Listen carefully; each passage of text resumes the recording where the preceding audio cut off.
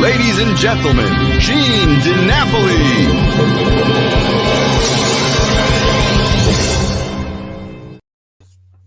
Hello, everybody. Happy Monday. Welcome to Reminiscing with Gene DiNapoli. Today is December 21st, a few days away from Christmas. Want to wish our Jewish faith followers a happy Hanukkah, our Christian and everybody else, Merry Christmas in a couple of days. Hey, everybody. Good to see everybody here. Thank you, Eric DeLauro. Love it. We got a great show for you tonight, ladies and gentlemen. But first, of course, we want to talk about our sponsors.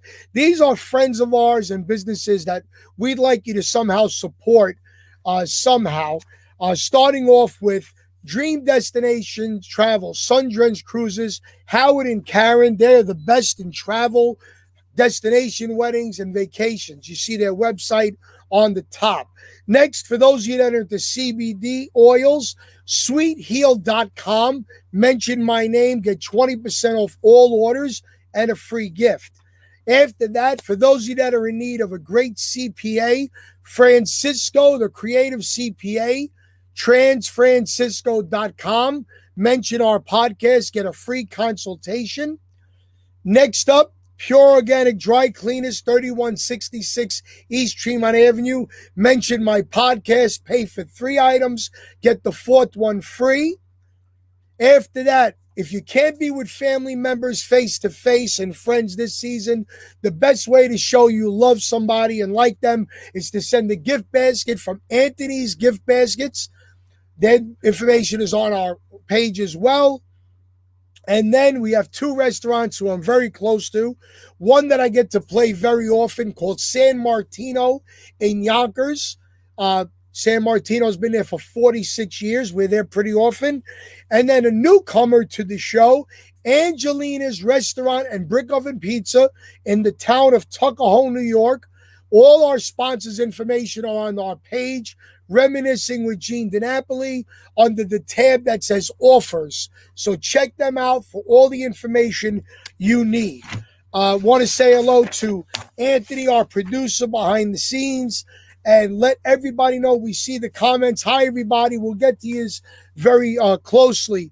But, you know, it's amazing how much I learned as a student of music. I think I know everything there is about everything, but unfortunately I don't. So when I get a guest on this show and I do my due diligence, I find out things I never knew. Like we had Ron Dante from the RGs a couple of weeks ago, and he comes from Staten Island. I come from the Bronx, and this gentleman that's with us tonight is another New York boy from by way of the Queens, Brooklyn border. So, ladies and gentlemen, and Anthony, will you do as every week we do, please bring in our guest, the ever youthful and hit maker known as Mr. Brian Hyland. Come on in, Brian. Hi, Brian. Hey, how you doing? I'm good. How are you? I'm doing good. Had a power outage about 25 minutes ago, but it came back on. And that's what happens when you live in the mountains. We don't have power outages here in the Bronx and Queens, but you live by way of California in a part where the desert is. That's right. It's the high desert in between Victorville and Barstow. It's San Bernardino County. The desert is huge up here, and this is the high desert where it doesn't really get that hot or that cold. But if you live in the low desert, for instance, like in Palm Springs, in the summer, you wake up and it's already 107 degrees. Right. And you get a lot of sandstorms. They do. Yeah, they do. Especially, that's really kind of a drag if you're driving up to Las Vegas and got a flight that you got to catch. And that's where I usually fly out of. And, that can be a real drag. Right. How long are you in California, Brian? How long has that been? Pretty much since the 1960s, I've lived out here, and I lived in a couple of other different places. I lived in New Orleans for a while, lived up in Oregon for a while, and wow. So I, travel around and different. But California is like I love it. I love California. Right. And I could see that you picked places New Orleans, Oregon, Barstow, that reminisce of Queens. I could see how it all ties in together, right? I guess so. I never thought about that. So you were born in Woodhaven, Correct. Queens, Yeah. Brooklyn, and right off the bat, you knew music was your calling. Um, was anybody in your family musically inclined? Well, I have six brothers, one sister, and my mother was always singing around, humming, and singing around the house when she was doing her housework. And but my oldest brother plays the trombone, and the brother right after him, my brother Ken, he was like he taught me a little bit on the ukulele, and that kind of started me off into like stringed instruments. And then my aunt bought me a banjo, or it was hers, I guess. She gave it to me, and it was a real good banjo. And years later, I found out it was a very expensive one. It was a Vega, Vega banjo. And anyway, I strummed on that for a while. But then, like when I saw Elvis on the TV show the first time with the Jackie Gleason summer replacement show, I think it was, and the Dorsey brothers, I think, and they. Once I saw Elvis, I mean, it was all over. I wanted to get a guitar. And you did. Yes, I did. Yeah, And you I did. did. I got to tell you, Brian, you must be somewhat of an Elvis fan, because a lot of people don't realize that the Dorsey Brothers show was a summer replacement for the Jackie Gleason show. So you are Correct. a student of that, which is great. So now you get a guitar. How did you tell your aunt you didn't want to play banjo anymore? I never did. I never told her. No, I didn't. That's great. So now you had a harmony group called the Delphis. Was that Right. all just vocals, or were you also No, instruments it as was well? just vocals, and but I had my guitar. I had this really cheap little guitar, and so I would use that, when we were, like when we had a place where we could practice, where it was like not in the subway station or actually it was the L station, but because in Woodhaven where I lived, it was just the L trains on Jamaica Avenue, and Right. people that know about that area, they know that. And so we would practice there, different places, people's houses, and so it was that was the thing, and I got to tell you that lately I'm doing a lot of like shows, doo-wop shows on the East Coast, down in Florida, all over the place, and I love to. The backstage thing is great there, because like everybody's practicing all the time. You can hear from different dressing rooms, you can hear different songs, and they don't need a band when you got a a cappella group, and Absolutely. that's a cool thing. Yeah, it's great. Absolutely. Now, when you were with the Delphis, what type of stuff did you do? We just Like, did the songs that we were hearing on the radio, basically. Like for instance, I saw one of your guests was Vito Piccone. Yeah. And that was his tune. That like we love to do that one. And as soon as we started the opening line of that, like the local girls would all come around and say, "Oh, what's happening here?" So that was a nice introduction to meeting people too. But we just did a lot of the songs that were on the radio.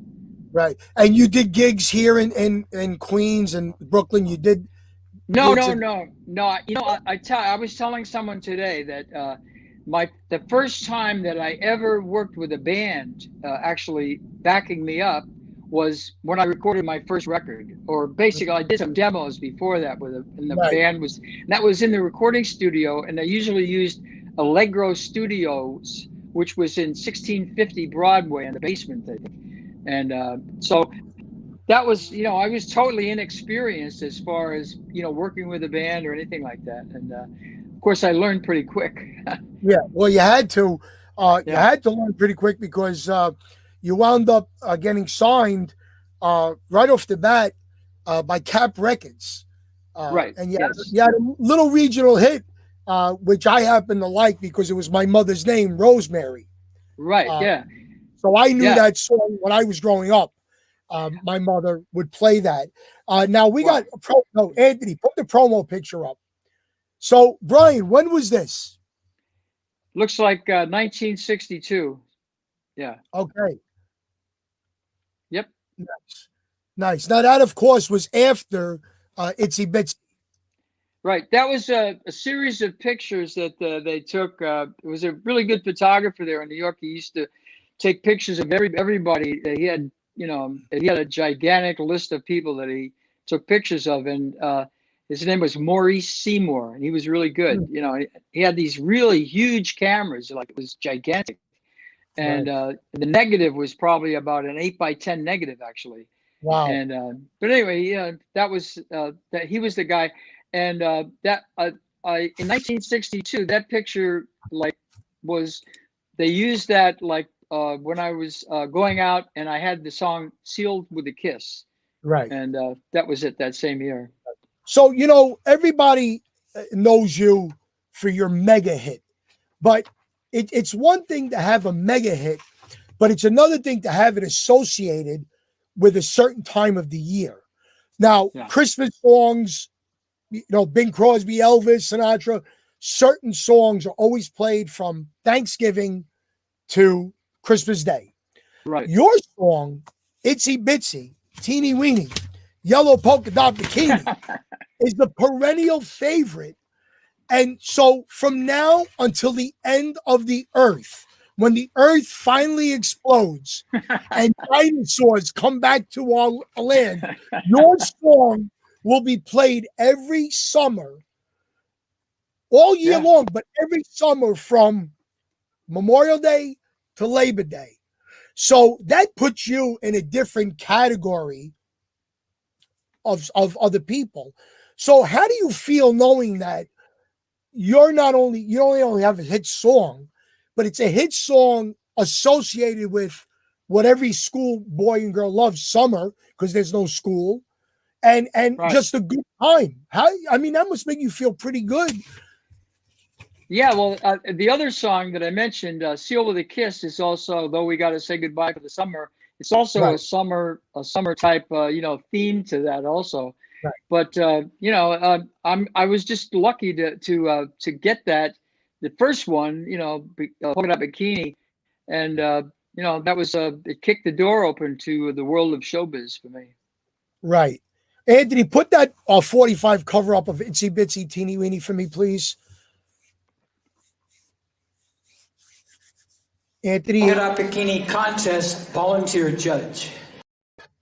the cover, Anthony, the picture. I just want to make a small comment on this. Picture number 2, Anthony. There you go. I got to ask you, and I'm very secure in my masculinity, so I can ask you, Brian, did you ever think about modeling because you have a model's face? No, I never did. I never thought about that. I just, they said, stand over here, look this way, look down, look up, and my haircut, my hairstyle then was like, that was kind of the thing everybody had. But the problem with that is that, like, the minute you shook your head, it totally, collapsed, and you have to, so you're constantly working on your hairdo. And, but that is very Elvis-like. That picture is very Elvis-ish. Wow. Very. Well, I liked Elvis, so I guess maybe it came across. Sure, Anthony. Let's play a little bit of the video "Itsy Bitsy Teeny Weeny" for our viewers. Polka Dot Bikini contest volunteer judge. Here we go. 1, 2, 3, 4. She was afraid to come out of the locker. She was as nervous as she could be. She was afraid to come out of the locker. She was afraid that somebody would see. That's all we could play before we get into copyright problems, right? Yeah. So, Brian, right off the bat, the song sells 1 million copies, reaches number 1, and you get a gold record. Now, for those people who weren't around back then, to get a gold record, you needed to sell 1 million copies. Right. Today, you need to sell $1 million worth. So, to sell 1 million copies in 1960 without the web and was a very big feat for you.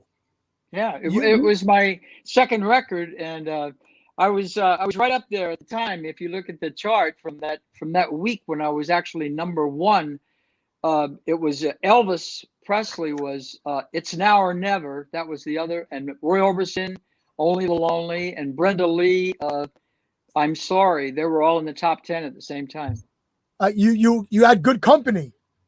Yes, I did. I Good did. company. Good company. Now, there was a song that you did called "Let Me Belong to You." Right. Uh, did you pen that? No, that was when I started working with these two songwriters, Gary Geld and Peter Udell, who also wrote "Ginny Come Lately" and they wrote "Sealed with a Kiss." They've written a lot of songs, and they wrote a couple of Broadway plays also. And but anyway, I met them in 1961, and I started working with them, and that record came out in 1961, and I switched labels, and I was on ABC Paramount. That was my Right. first release on ABC Paramount Records. ABC Paramount, of course, was a heavy hitter. They were good. the- Yeah, they were great. They were great, and they always pay royalties. Like I talked to Vito about that on the cruise, and you know, he was very happy about that. Yeah, Vito makes mention of that pretty often. You also did some television. You were on To Tell the Truth. That's right. Uh, I did that. That was like an afternoon. I've seen that video that's up on YouTube, and I remember that day when I was there, and of course I fooled them all too. Well, no, I'm sorry. I tried to fool them all. No, they guessed me though. Yeah, they got me. Only a little bit from what I heard. Yeah. Let's talk about Sealed with a Kiss, which was another huge song. So when you got Sealed with a Kiss, did you were you hesitant because you didn't want to get locked into that summer type song, or was it automatically something you wanted to do? Oh no, I love that song. When I first heard it, there had been another record of that song I think a year before, by a group called the Four Voices, but their version, it was good, but it was kind of in the theme of like the Brothers Four, like Once There Were Green Fields, that kind of thing. So it was real slow and very acoustic kind of thing. Anyway, so when we did it, we made it more into a pop rock and roll thing, with the electric guitar and and also with the harmonica in there too. That was Blackie Schachtner. He played the harmonica on that record. And so and as far as the theme about the summer, I just I never really thought about that at the time. I just thought it was a good song. Right, and it was a good song. It went to number 3 for you Yes, it here did. in Yeah. our country and also in England, and you wound up in the top 10 in Germany, which, from what my understanding was, for songs in Germany, the artist had to go and redo the songs in German to get their following. But "Sealed with a Kiss" was an English version. Right. I actually, Gina, I actually did a German, language recording of that. It was called "Schön war die Zeit," and Wow. I played gigs over there, and I talked to the guys in the band. They said, we didn't like we liked the English version much better. So, in that sense, it didn't really. It was fun though doing it. Now, you don't speak German. No, So- I don't know. So how did you do it? Did you memorize it? Did you read it off a cue sheet? No, the writers, the songwriters, Gary and Peter, they brought a guy in. I forget his name, and but he made a translation, which wasn't really literal, word for word what Seal with a Kiss said, but it was just that theme, and so I guess that was probably why it wasn't as powerful of a story and everything in German, but. That's what they did, and I just learned. He just taught me, how to sing the different. It was time consuming. I went over there a bunch of times to, to learn it, and before we actually did it, and then we used the actual track from the original, and we sneaked in. Is that into how you did it? Yeah, Really? well, in those days, with the union, I hate this, everybody did it, but anybody that was like double tracking with that, I did the harmony part myself. But even when you're doing something like that, you had to kind of sneak around, and because the union, if they caught you, then they want you to do a whole other session, or it was Right. ridiculous. And they Right. finally got over that, and but it Yeah. was that was at the time, yeah. Right. I'd like to play a little bit of "Sealed with a Kiss," Anthony, the video for our viewers. Another great song by Brian Hyland. Wow. Brian, I got to tell you, I was down there at Little Darlings when you were down there filming that, because I used to travel with Joey D a lot. I was Joey's road manager. Yeah. And I want you to make sure when this is over, you go back and see the comments, because some of the comments we got are, not only does Brian sound the same, he's still a cutie pie. What a handsome man. Our viewers are very forthcoming with their feelings. So you might want to go back and read the comments to let you know how much we appreciate you taking the time out to do this. People like you who haven't had a hit record in a couple of months, you don't get to do the Tonight Show anymore, or, that's why we did these, because people don't know the Brian Hyland except for the 2 or 3 mega hits. And we want people to know the artist more so, which is why we do this. So I found an LP cover called The Bashful Blonde. Is this reminiscent of your personality? Well, I'll tell you the story on that. There was this, we used to do a record hop at St. Michael's, and it was in Brooklyn, and it was a really big record hop. And I used to, everybody would go there, and there was probably maybe 1,000 people or more every week. And so there was a priest there, Father Emery, and so he was, he was a really cool guy, and he liked rock and roll, and he was, right with it. And so I went down there when couple of times I went there, he just kind of pegged that onto me, saying he thought I was kind of shy because I was, I guess I was, and looking out at the crowd and thinking, oh, I've got to go out on that stage. And but he, after Yellow Polka Dot Bikini became a hit, right away, he called up the record company and he said, "That's the Bashful Blonde," and they said, "Oh, that's a good title." So then they used that for the title, but it was Father Emery's idea. Wow. Does he know that he gave the inspiration for that? Did you ever keep in contact with him? I don't know. No, I haven't. I never saw him again after those years. And no, I never did. Wow. Well, we thank him for coming up with that moniker, because it really fits you well. Let's go back to. I'm jumping around a little bit, if you don't mind. That's all right. Last week we had Jimmy Clanton on the show, right? And you were in Dallas, Texas, in November of '63. That's right. Were you on the same tour as Jimmy? Yes, I was. And on that particular show and that night, I mean, we didn't actually do the show because it was canceled, but we played the night before up in Wichita, Kansas. So we drove all night to get down there to Dallas, and it was raining all night. Got down there, and when we got into Dallas, the sun came out. It was a beautiful day. And so we all, we checked into the hotel. The hotel was pretty close to, where all that happened. Anyway, so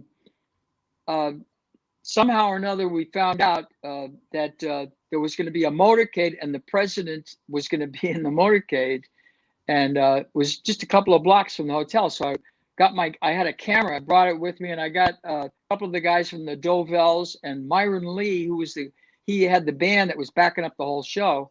So him and the Dovels, we walked up a couple of blocks up there, and we waited, and then we heard like a commotion, and it got louder and louder, and we heard the motorcycles coming by, and then there it was, President Kennedy and Jackie, and they went by, and I could see Jackie, but I saw President Kennedy's hair just as they went by, and and then a couple of blocks later, they pulled into Dealey Plaza and made that turn, and everybody knows what happened.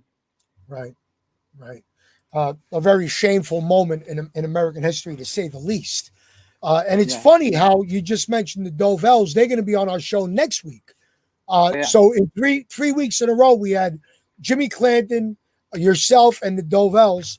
And so far, everybody's story is the same, which is great. Yeah. Yeah, and of course, we lost Len just a few weeks ago.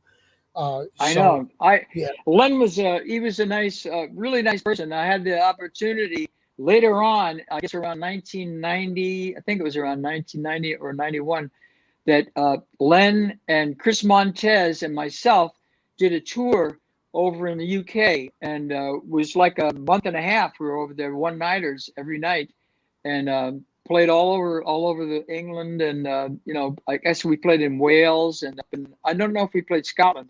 Anyway, but so I got to know Len on that tour pretty good, and he was a great guy. I really liked him. Yeah, that's all we hear is nice things about Len. You also hosted, which not too many people did, an episode of American Bandstand. How did that come about? That is, that's funny that you should mention that, because I don't think they didn't save the tapes from a lot of those shows, and I never even saw it myself. But, What year was that? I guess it was around 63 or 6, probably around 63, I guess. Yeah, somewhere in there. Anyway, so what happened was they just called my manager's office. That at the time I had a manager, and and they said, could Brian come down and do this? I think Roy Orbison did it maybe a couple of weeks or a week before, and Dick Clark every summer would take a vacation, and they bring in different people to do that. And when he was in Philly, I guess most likely. And anyway, so that was pretty cool. I was Dick Clark for one day. That's hysterical. That was nice. Yeah. Sure. Do you remember who the guest was? Because there was always live guests. I think I was the guest too. Did you get double pay? Did you get double pay? No, I didn't know. No. That's great. I want to jump right back to the Kennedy incident because in 1970 you released an album and you had written a song about that incident called Mail Order Gun. Right. Well, let me just interrupt you there, Gene. That was I saw that headline or that phrase in the newspapers when I was down there, and later too. I guess it was later, and a mail order gun, and that stuck in my head. And so then, when I was in California around, I guess it was 1970, and I was working with Del Shannon. And I just one afternoon I just came up with that, but the story has nothing to do with that. It was just that line that I got from that newspaper, So it has nothing to do with that. Oh, so the title came from that, but not the song. No, correct. Yeah, that's right. Gotcha. Yeah. Now, is that album available, or is that song available through any of your CDs on your website? It's on that CD called Brian Hyland. That was the name of the CD, and that CD has Gypsy Woman on it, and it has a whole bunch of other songs, a lot of songs that I wrote with Del, and we also did the song "The Thrill Is Gone," and we did "Lonely Teardrops," Jackie Wilson tune. Right. Yeah. When you did, you're going from Itsy Bitsy Teeny Weeny and Seal with a Kiss to by the Impressions and Lonely Teardrops by Jackie Wilson, probably two of the greatest soul singers in history. Did you feel like you were going into uncharted territory at that time by doing it? Not really. I always, I just thought in my own mind, I just thought if you like a song, do it. And I tried to put a little different spin on both of those, on Gypsy Woman especially, and Jackie Wilson tune. I saw Jackie Wilson doing that at the Brooklyn Paramount. I was on the show there. I think Tony Orlando was on it, Raul Donner, and Curtis Lee, and of course the headliner was Jackie Wilson, and also Jerry Lee Lewis was on that show. Etta James was there. Yeah. Co-headlining. Yeah. Wow. It was one of the, it was like going to rock and roll high school, really. See, I would watch every time, every show. I'd be backstage watching, like picking up little things about, how performance things. You And, got on the job training is what you got. Yeah, exactly. Right. You know, did you see the interview we did with Vito Picone 2 months? Did you see it? I watched a little bit of it, and Yeah. I like Vito. He always reminds me of Rodney, Rodney Dangerfield. He had a poster behind him of one of the shows the Elegance was on, and when he went through the lineup, you could not afford to have that kind of a show today. Yeah. 20 acts, all with hit records. And the funny part was there were no egos. There were no egos back then. I think everybody knew they were into something very good, so they wanted to make the best out of it, if I'm correct. You're right. You're right. There weren't any egos, and everybody treated everybody else with dignity and with respect. And I always felt that on any of those rock and roll shows, and even on the tours, it was like us against the world. Everybody was like together, and there wasn't any any kind of thing about race or anything like that. And it was just, we were having a lot of fun too. That was another thing. Too bad we can't get back to those days right now. I know. I Well, miss it. Yeah. So you were also ahead of your time when you delved into the folk country genre in '63. You released two albums. Anthony, show picture number 5 and 6, please. You had an album called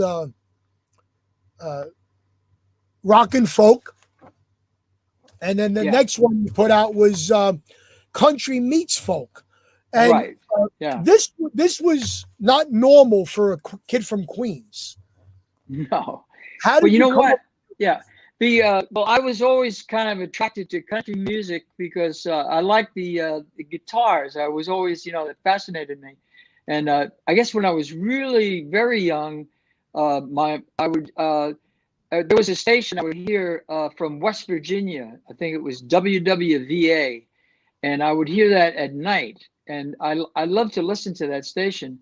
And anyway, so I was always kind of attracted to country music. And you know what? Being on a tour, one of those tours, the first one I did actually with Del Shannon, and the Belmonts were on the tour. It was the 3 acts, the 3 of us. And I remember the Belmonts were talking to Del about Hank Williams, and I couldn't, it was like a mind expanding experience. And they knew all these Hank Williams songs. I guess Dion also was a Hank Williams fan, and I guess it was just, they were good songs. And at that time there was also a lot of country songs that crossed over, like for instance, Hello Walls. That was I love that song. Yeah. That was a big hit. And then like the El Paso and a lot of those, they were kind of broke into both markets. They were crossover hits. Yeah. Right. So when you did the folk, did you record in L.A.? No, I did that in New York, and actually we recorded both of those albums. All those tunes, pretty much in probably a two week period of time, and then they split them up onto 2 different labels. Because right then I switched over to Philips Records. Right. Yeah. Right. Unbelievable. And then in 1963, you got to play one of New York's most legendary clubs, the Cafe Wha, and you co-headlined with a unknown Richard Pryor. That's right. Yeah, Richard Pryor. So, he was a really funny guy, and I knew that he was going to really go somewhere. You could tell, when you watched him, he was so unique, and he was so off the wall about it. He would, just say anything. And of course, he had his set lines that he did, but he'd always mix them up and do different things. And we shared a dressing room there at the Cafe Wha. It was like a broom closet. Well, there was only one dressing room there at the Cafe Wha. Yeah, you had to walk in sideways into the dressing room. It was very small. Yeah. He was something else, wasn't he? Yes, he was. He was great. Yeah. Yeah, something else. Did you ever get to do any of your folk songs live, or were they strictly albums? Well, I did them on the album. Yeah. Well, and I did them at the Cafe Wa. That was why I got booked there. And I did a whole bunch of those tunes that we did. And it was actually the band that I worked with there, a couple of guys, and they were really good musicians. And so it was, folk music was really happening with Bob Dylan and with a lot of other, different Peter, Paul, and Mary, the Kingston Trio, and the folk music was kind of coming up there. And it was, I always kind of liked the songs, the words of a lot of the country songs and the folk songs, and they were different than rock and roll, which was rock and roll, and it was like good golly Miss Molly and stuff like that, and but folk music had its place though. Give me a typical Sunday afternoon in the Brian Hyland household when you're vegging out, having your coffee. What do you listen to? Right now, you mean right this moment? Yeah. What's hitting you right now? Well, I like there's a singer that I've kind of listened to lately, Haley Reinhardt, and she's really good. And she reminds me of a lot of other different singers, but she hasn't really had a hit record yet. But I mean, a hit album or a hit single. Right. But I think she's gonna make it big. But I listen to a lot of different stuff. I listen to bossa nova music from, I listen to Bad Company. I listen to the Four Freshmen. I like that. Yeah. Okay. And the Beach Boys. I listen to Elvis. All kinds of different things. I listen to anything. And here's the thing. Another thing that I got to say is that whenever I'm at somebody's house or anything like that, I always say, play what you like. And then I'll learn a new song that I never heard of before. So I always try to do that. Pick up new ideas.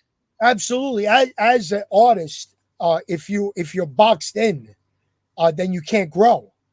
That's right. So, being a music aficionado myself, I did Elvis for 40 years, and people would play Elvis, and I say, no, I know Elvis. Play something else, right. Or if I go to an Irish friend's house and he makes me baked ziti and meatballs, no, my wife makes that. Make me, corned beef. Make me something that you make. Yeah, that's perfect. Yeah. Yeah. So between 63 and 65 and 66, were you still touring? Were you mainly writing? I was at that time in my life, I was working a lot of those Dick Clark Caravan of Stars tours, and it was I did like 2 a year, and they were long tours, so I kept working and doing one-nighters, and a lot of the promoters, when you did those tours, they would come to those shows. And then it was like a long, like a menu, and they say, "Oh, so then I was at William Morris Agency. So after those tours, and they would get calls from different places, and they say, "We want you to go here this guy wants to have you for a one-nighter," and so that worked out good for me. The exposure, I guess. Yeah. Right. So suffice to say, you've never had a 9-to-5 job. No, I'm just doing music. Yeah, okay. I love it. Great. That's a great success story in my book. Now we're going to play a clip, and no disrespect to Sealed with a Kiss or Itsy Bitsy, but probably my favorite Brian Hyland song, The Joker Went Wild. Oh, Anthony, please. I wish we could play more and more, but we can't. But that's probably my favorite song that you've done that was a hit. I am going to go revisit all your albums. Probably I like that song because it's the only one I could probably sing. It's in my register. But you're in a very elite group of people who had hits pre-Beatles and pro-Beatles. 1970, we used to play The Joker Wild. You had a big hit with Gypsy Woman. there's not too many people who could say they had a career after the British invasion. But you're amongst an elite group, and we talked about that song before. What drew you to that song, Gypsy Woman? Gypsy Woman. Yeah. Well, at the time, I was working with Del Shannon. We had recorded another song right before that. It was kind of a doo-wop song called "Could You Dig It," and I wrote that one with Del. And so then we had a contract. That song got me a contract with Weeny Records, MCA. So they said do another session. So we had a couple of songs of our songs that we had written. And then we saw at the last minute, we thought, well, if those don't come out, we've got to have an ace in the hole. So we had two guitars and we're just going back and forth different songs. And, oh, this one, no, that's not good. And then all of a sudden, like Gypsy Woman just came out of nowhere. And we said, a Gypsy Woman, yeah, we're going to do Gypsy Woman. That's going to be it. And sure enough, when we finished the session and we played it for the people up at the record company, they said, Gypsy Woman, that's the one. And it wasn't any doubt about it. So, and it was a million seller, actually. I got a gold record for that, RIAA gold record for it. I got to tell you, I don't think the Impressions got a gold record on that. I think you beat I don't know. the Impressions. Yeah. That's incredible to do that. And then, of course, Ginny Come Lately was another one. We couldn't find any video, but that's another catchy song that really solidified your sound, Ginny Come Lately. Yeah.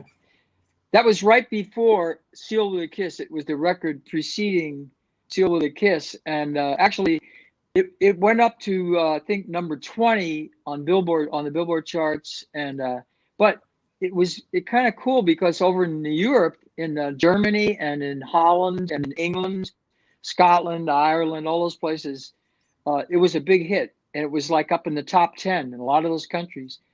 So when Sealed with a Kiss came out, I had 2 hits in a row, and so that really solidified, my my career over there in a certain way. So that was really good, good for me. Yeah, but what's more amazing is that years later they backed Sealed with a Kiss and Ginny Come Lately again and re-released it, and it became a number 5 or 7 hit 13 years after the original release. That's right. And that was in 1975 when that happened. And I was out at the time, I was doing some shows on Indian reservations with an Indian band named Exit, and they're all from Gallup and Albuquerque. And they were really a good band. And I got booked, they booked it, and we played a lot of the Navajo reservation. We played a bunch of different ones.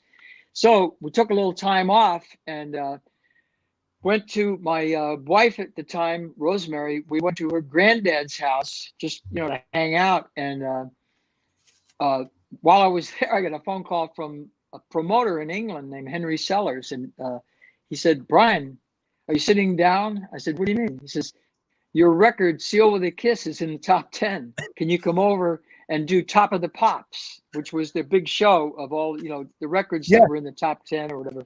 Right. And so I and I didn't even had no clue that it had re-released it or anything. It was just out of the blue. And plus, I think what made it more desirable single for people like music fans was that it had Ginny Come Lately, like you said, that was on the flip. So I went over and I did that show, and it was, it was really amazing. Yeah. So tell us about this Indian band. Were you Brian Hyland, hit maker, working with this Indian band, or were you like trying to collaborate? No. I was Brian Hyland, who had Gypsy Woman. I think they said Gypsy Woman was huge on the reservations. It was a very big hit there, and so and they all knew me and from the other songs too. Because I'll tell you a funny story. I talked to a couple of people there at that time, and guys from the reservation, Indian guys, and they said, "Listen, I said, did you ever watch American Bandstand?" He says, "Man, every day we get out of school, we rush home to watch American Bandstand." So American Bandstand was like big everywhere, you know, and that brought a lot of people into that whole music scene of, you know, pop music, and it was really a great thing for the, you know, for the music business. It's amazing how you take for granted the words music is universal, but it really is. You know, that your songs are big, not that they're not great songs, but to be big on reservations, Right. you know, it's, and not even Itsy Bitsy. You're talking some of your more in-depth compositions that had some more depth to them, that they were the ones that they were drawn to. I mean, that's amazing in itself. When you did Top of the Pops, were you the only act on the show? No, there was a lot of people on that show. You know, I thought about that, and I can't remember really the other people on it, but it was.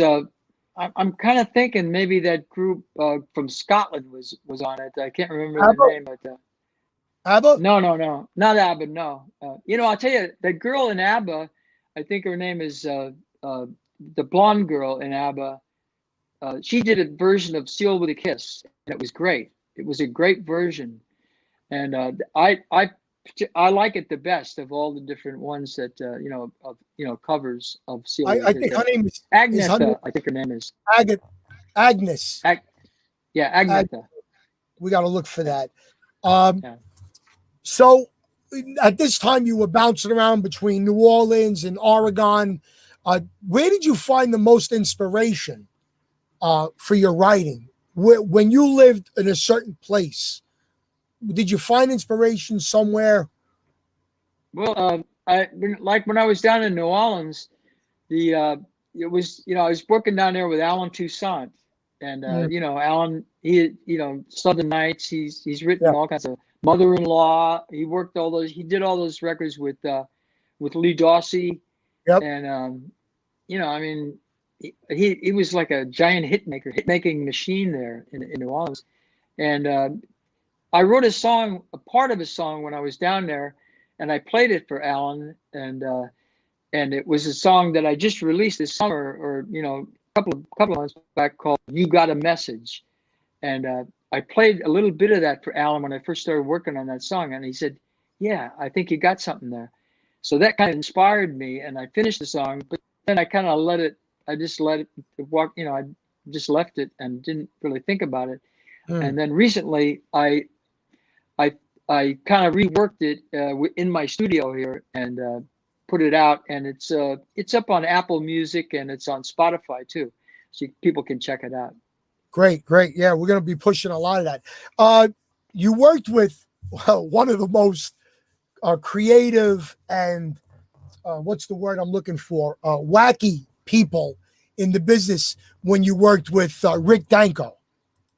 Rick was a very eclectic person, for lack of a better word. How was it working with him? Well, that's a funny story, and that has to do with that same song, "You Got a Message," because I that was on a tape which I gave to a producer, Rob Frabroni, out in California, and I had a song on there called "Sapphire Blue." It's kind of a weird story, and so he was working with Jennifer Warnes at the time, and I thought maybe Jennifer Warnes could do the song "Sapphire Blue." I had that was on the same tape, and so I gave it to him, and then when he listened to it, Rick Danko was in the room, and Rick Danko, he said, "This song, You Got a Message. I like this song." And he says, "We got another demo on this up at our studio at Shangri-La Studios over there in Malibu." So so I met him at that time, and he was a really nice person, and I always like his vocal harmonizing with Levon, you know, on all the, you know, the band things, and he was also a great bass player. If you watch him, he's like flawless, you know, what he does. Well, he's definitely talented. He's talented beyond a doubt. Now there's a CD out called Greatest Hits, and something that's very rare is that there are songs from all your different labels on one CD.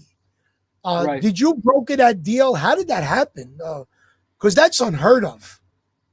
Well, they just I think most of the thing is that most of those labels that I was on, with the exception of maybe one maybe, were all accumulated and by Universal Records.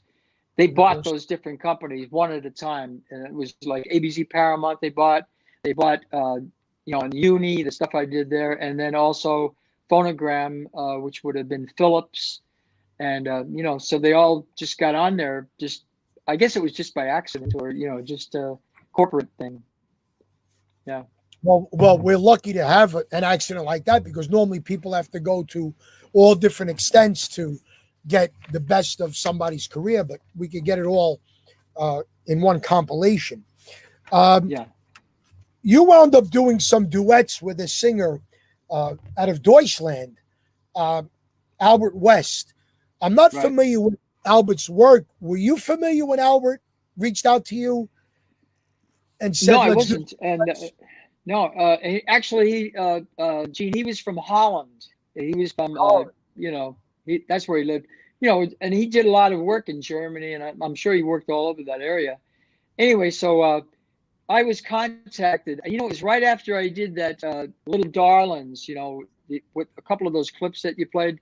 Yeah, that were from there, where I did, So I guess they saw that somehow, and then I was contacted by his manager, and he had recorded a version of "Ginny Come Lately," which was a hit for him in that market in Holland. And I don't know if he did it in English or if he did it in Dutch. I guess it would be the proper word. But Anyway, so they said, come over, and we're doing an album of compilations with not compilations, of duets with other singers. And he had a couple of other people. I think there was a British girl singer, Helen Shapiro. She was one of the artists on there, and also Albert Hammond, that had It Only Rains in Southern California. So he did a couple of songs with him, and then I think we did 3 tracks. We did Seal with a Kiss, Ginny Come Lately, and Polka Dot Bikini. And I think also they released Polka Dot Bikini as a single, and I went over there and did a couple of TV shows with him. He was a nice guy. Actually, he passed away, and it's kind of a sad story. Yeah, he was a very nice person, though. Well, we wish everybody well that passes on to rock and roll heaven. Yeah. Let's play a couple of seconds of Gypsy Woman. I skipped over that. So, Anthony, the last video, Gypsy Woman, please, for our viewers. From nowhere to a caravan around the campfire light. Lovely woman in motion, hair as dark as night. Her eyes were like that of a cat in the dark.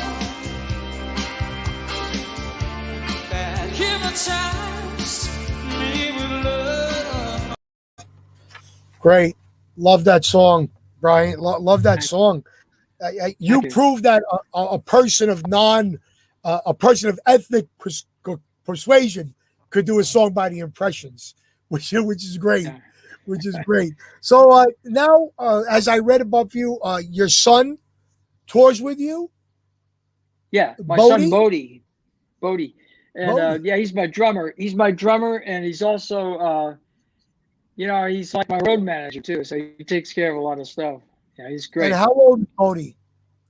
Bodie's like 39 years old now. When did he start working with you? Well, when we first started going out, after he was born, when he got up to be about 7 or something like that, we took him on some gigs. And then I thought, well, I'll bring him up on stage and he can do 2, 3, 4, telling people what she wore when I was doing Polka Dot Bikini. And so he got right into it, and he wasn't bashful. And it was actually very good for him. It gave him a lot of confidence, self-confidence. And, but then like at that time I started, and we we're going to do a lot of shows in the Midwest. A lot of them with Bobby V and different people, Tommy Rowe, and so I was watching him from the side of the stage, and he was always watching the drummers when watching their how they played and just the whole thing. And so he said, I thought maybe he'd like to get a set of drums, and I asked him, and he said, "Yeah, I want a set of drums." So got him a set of these they're kind of cut down for kids drums from Remo. They make this special set for kids. And I talked to a drummer at the same time, and he said, "Listen, if you get a big set of regular size drums, he'll get discouraged, and because they can't hit the pedals and do all that stuff correctly." Okay. So the Remo drums were perfect, and so I didn't know how to play the drums or anything about it, so I just taught him my set. So we had I had my amp in this one room where we practiced and stuff, and so we just ran through stuff that I do, and he had been hearing, and so we just ran through it, and then eventually, I brought him up to do a couple of songs with me, and the first couple of songs we did the song Everly Brothers song Claudette. That was one of the ones we did, and we worked that out really good, and so he would come up and play that with me, and wow. Then at a certain point in time, he says, "Listen, I want to do the whole set." So that was it. And from that day on, he's doing my whole set, and he does it great. He's a great drummer. Is he a musician by trade now for a living? Oh no, he just works with me. Yeah, he's done a lot of different things. He worked for DirecTV for a while, and he's done a lot of different things. Yeah. Right. So I'm going to make one more point. Then I'm going to ask two questions that I ask all my guests. From a singer that was associated with Summer, you went to the other side of the spectrum, and you recorded songs for Rudolph the Red-Nosed Reindeer, the movie. That's right. So that's right. Now you're in both seasons. Both seasons. That's good. Yeah, you're right. You're right. What did you wind up doing for the movie? Well, that was there's a Michael Lloyd put that together. He's a producer. He's done a lot of work, and he's very he's very very well known, and he's done a lot of good work. And he's good friends with Johnny Tillotson, Tommy Rowe, and also Freddie Cannon. So he called us up, and they had this Christmas project that we did first. That was for the Children's Hospital in San Diego, and we did one of those. And then he put that other thing together, which was for Rudolph, and it was, I forget the name of that song, but it was a pretty cool song. So we all were out there at his studio, which is at his house. He has like a bungalow in the back of his house, and he has a very professional studio there. And we laid that down, and they put it in that movie. And I think there's a scene in the movie where it's played, and so that was pretty nice. Sure, absolutely. To be included in a Christmas movie that's played every year is the same as having a summer song. It's great. Right. Correct. Brian, yeah. Two things I like to ask my guests. Number one, are you in the process, or have you ever thought about writing your memoirs down and publishing a book? Well, I've thought of that, and I've seen other people, have done that. And, I've kind of shy away from it at this point in time because I'm still doing my life. And but I have a pretty good memory. I can remember a lot of things of those early tours, and, all the different things of people I met, circumstances, different countries that I've been to. And so, at some point, maybe I'll, think about it maybe more seriously. But right now I'm just, doing my thing. Of course, you're only halfway through with everything. The second thing I want to ask is, has there anything you haven't done that you've wanted to do? Well, there's like two things that stand out, like writing a song that's a hit song, that's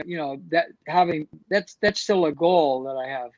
that, and I'm writing stuff and writing different, have some things out.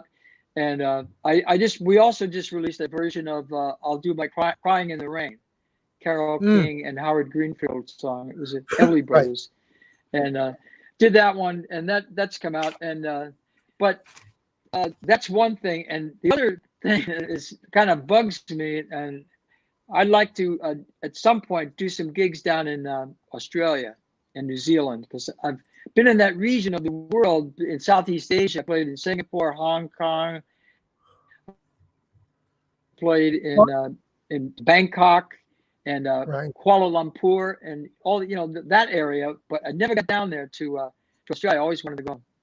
Right. Well, it's very funny that you said that, because we have one of my friends and followers, a young lady named Sonia, who's watching this right now, who's from Australia, and she's hooked up with a couple of promoters. She had talked about getting me down there, which unfortunately didn't happen. But when this whole virus starts to go away, if we could do anything to help you facilitate that, all you got to do is ask, Brian, and we will do what we can to get you down under. Thank you, Gene. Thank you. And I also want to say thank you for including me in your broadcast. And you're really doing a really cool thing for a lot of the artists from the 60s, 50s. And it's nice that you do that. Well, I thank you very much for agreeing. And if you had fun, which I hope you did, maybe you could speak to some of your fellow performers and tell them what a good time we had and a good job I do. I try to do everything with some fun and some class. So it gives people a venue to speak about things. We had so many comments of people that didn't know that you did bandstand, you did this, so now they know. And the song you did was "Come on a Sleigh Ride with Me." That's it. You're right. That's yeah. the song. I couldn't get that one. I couldn't bring that up in my mind. Which is on the CBS FM CD, the compilation. So it's played every year in the DiNapoli household, just so you know. But Brian, we want to thank you so much. Everybody, please go to brianhyland.com. Check out Brian's entire website. Send him a message. Check out his merchandise. And Brian, thank you so much. I'm going to keep in touch with you. I'd love to see what you're doing. And if we could promote anything you do to our fans, all you have to do is ask. All right? Thank you, Gene. Thank you. You got Merry Christmas and Happy New Year. And ladies and gentlemen, let's give Mr. Brian Hyland a big round of applause. Thank you, Brian. God bless you. Thank you. Thank you. Pleasure. Well, everybody, how was that for another great episode with Brian Hyland? Unbelievable. Before we speak about our sponsors again, I'd like to say hello to my dear friend Bobby Anselmo, who was hit with the virus and just got released from the hospital today. So we want to wish Bobby a very healthy recovery. And on a personal note, I'd like to dedicate this show today to my uncle. My Uncle Joe passed away this morning at the beautiful age of 92. He was my father's brother. He wasn't a distant uncle. He was an uncle that I dealt with. He took me to my first Yankee game. My Uncle Joe was a very special man, and I hope he is hanging out with my father now up in heaven or wherever they have a bar up there, because that's where my dad will be. So, Uncle Joe, I hope you have a safe journey.